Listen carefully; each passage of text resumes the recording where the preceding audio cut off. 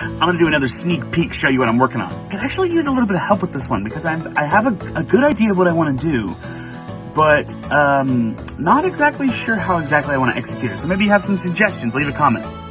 So this is gonna be my next map. It's I'm calling it a flooded caverns, maybe something along those lines. But the story is, it's a kobold den that's built underneath a lake in a cave. This area is their main hideout. The cavern was dug and occupied by the kobolds because of this dragon skeleton here that they've kind of begun worshipping. You know how kobolds are. But a quick glance, you can see just how full of traps this dungeon really is. They're pretty much everywhere, you know.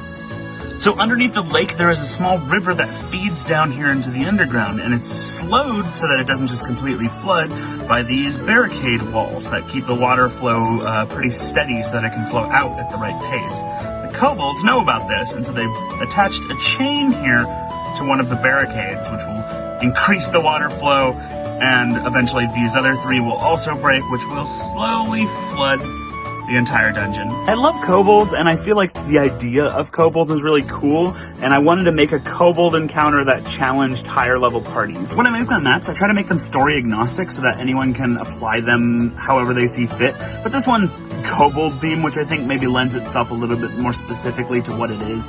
And in my head, the story is basically, you find the kobolds, you have some reason to try and take them out, and they scutter through the bones of the dragon and pull that chain and begin flooding the dungeon, running back into their lair and taking out these support beams to make their lair close, collapsing the inside, so that as the dungeon floods with water, their area, their little pocket is safe. And of course, our heroes are trapped outside.